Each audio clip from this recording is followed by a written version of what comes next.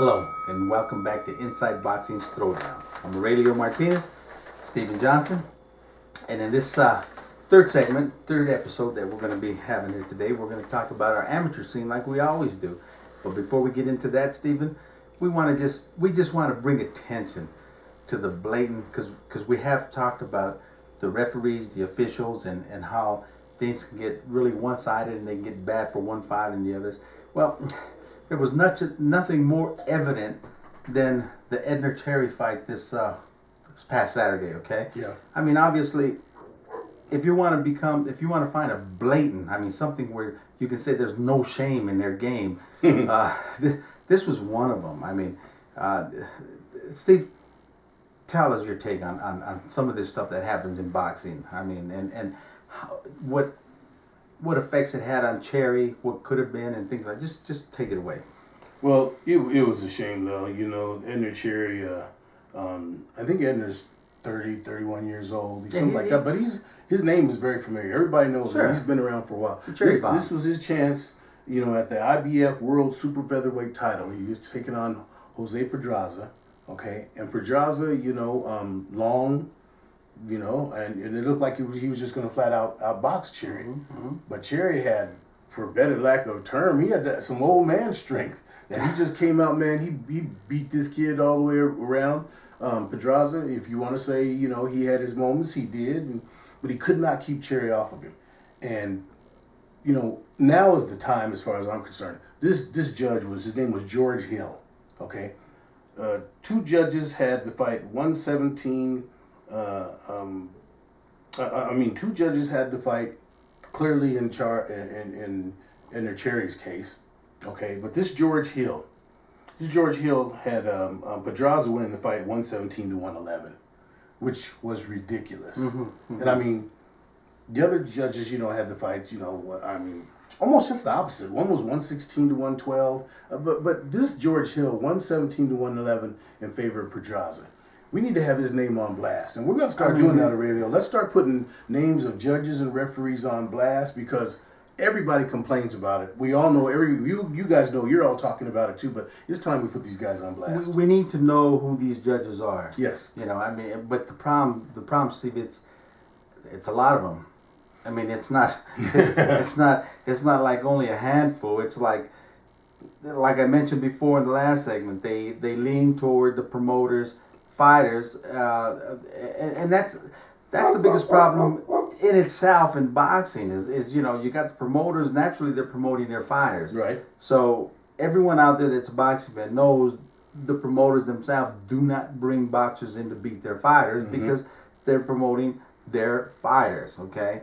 Mm-hmm. So the second part of that is they pay the officials.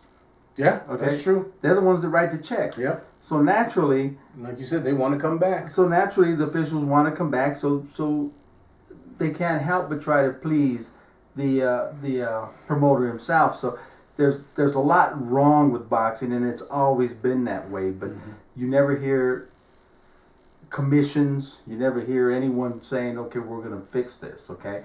I mean, obviously. Something has to be done. Well, when you lose a split decision, and like I said, you have one guy that has a 117 to 111, and I would challenge anyone out there to find somebody that tells me honestly that Pedraza won the fight.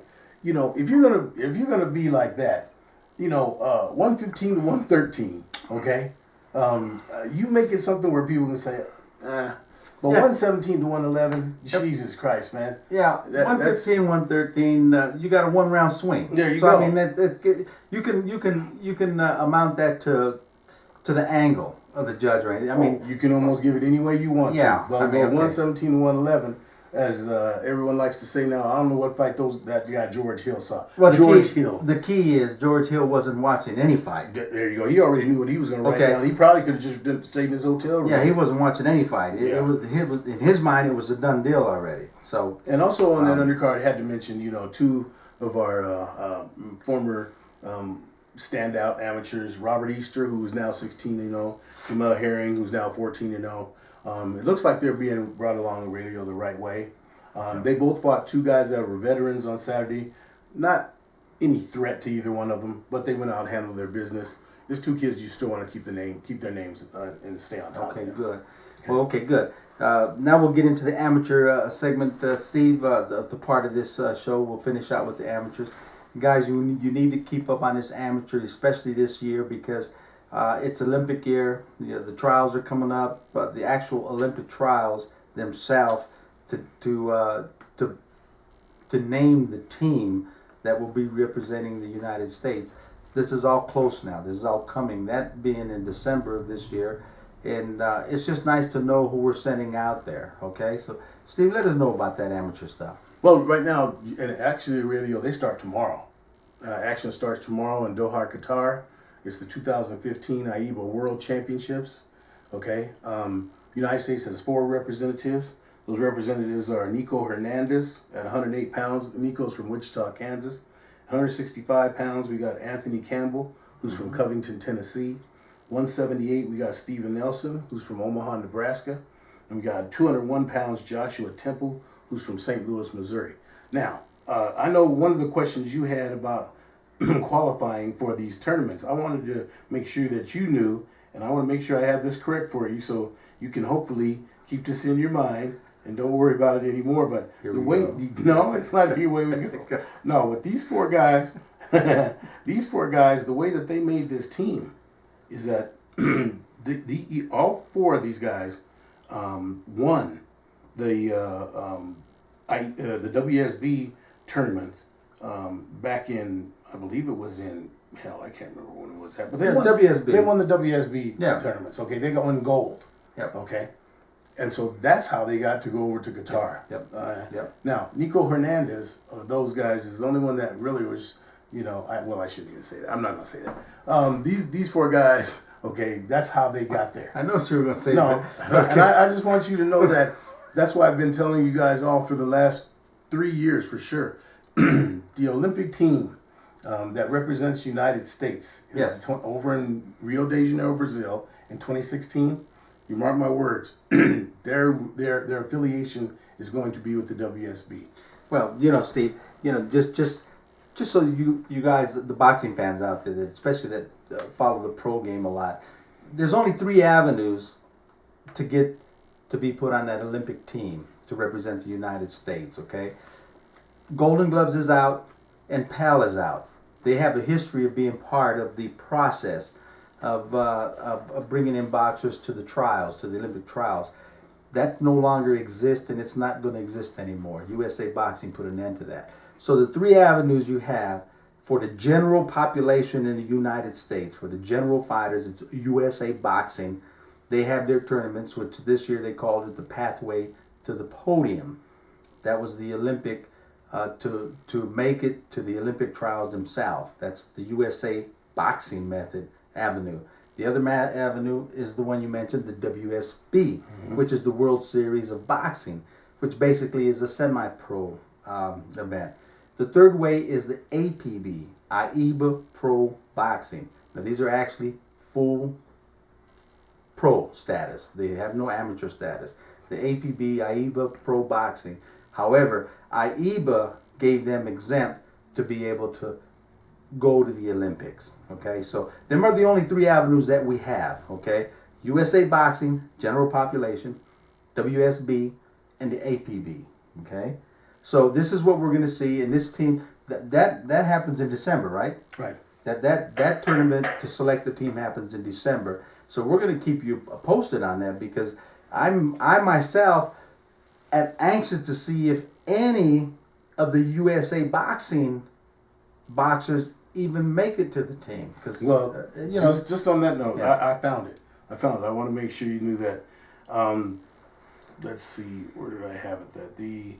All 4 of these boxers representing the USA won gold at the WSB and World Championship trials last December in Chattanooga, Tennessee. And then the entire men's squad, okay, and I just told you these were guys that won the WSB. These are all 4 of these guys. So all 4 of these guys have been at the U.S. Olympic Training Center in Colorado Springs since September the 12th in preparation for this AIBA World Championships. Okay. So, once again, I have a problem with this is that if these guys were WSB, that's where they got their qualification to go here. Why are they at the USA Boxing Training Facility? But Why sir, wouldn't they be in some WSB training facility? Because I can tell you why. Because as we said before, USA had no choice but to get in bed with AIBA 100%. They had no choice. After Scott Blackman and the USOC pulled funding for the men's program, now they had no money. They had no money. So they're all the way under the USAB, under AIBA. And they have to. AIBA's paying, for this whole thing that they're doing. Yeah, they have to. It's interesting. So next week's segment, Steve, let's try to find out if how the APB figures into this whole thing. How their fighters came in. I don't think they have to qualify or anything because they're already pro. I think they just have to want. Okay, because they're pro, and if they have less than 20 bouts, they're eligible. So I think it's just up to the fighter, and we'll have to verify that, but I think it's just up to the fighter and the APB side whether they want to. Well, we'll find out because like we said last Okay. week, and we'll say it again. Sometime in November, they're going to release the list of all the participants Yeah, so in the it's Olympic coming. trials. And at that point, we're going to go boxer by boxer. Yeah, because we don't hear much about the APB side. Yeah. And to be honest with you, you hear the WBS, WSB. the WSB, and you hear the USA Boxing, but we do know for a fact that the APB boxers are eligible to participate in the trials to make the team. So we're going to try to get a little more clarification on the APB side because sometimes sneaky stuff happens. Well, like I said, it's not really sneaky because That's not sneaky. They've been transparent about what they're doing. But who's got the advantage? A guy that's been fighting pro internationally, WSB, which their training camp has been a real strong training camp, or the general population, which is training in regular gyms like in neighborhoods with regular fighting coaches. smokers. Mm-hmm. So, we'll get in touch with there's some people we get to get in touch with. One of them I know for sure has the finger on this pulse. That's Todd Harlan. And he's down there in Las Vegas. I'll get in touch with Todd and we'll find out what's going on. We'll find out. But okay, that's going to conclude this segment. And stay with us next week. And we'll come back and we'll do it all again and keeping you informed on all the boxing news week by week. And want to make sure editor at InsideBoxing.com with all of your questions, complaints, additions, corrections. Keep them coming. Whatever you want to do, keep it coming. Keep them coming. Okay? Till then, keep them hands up. Keep them up, baby.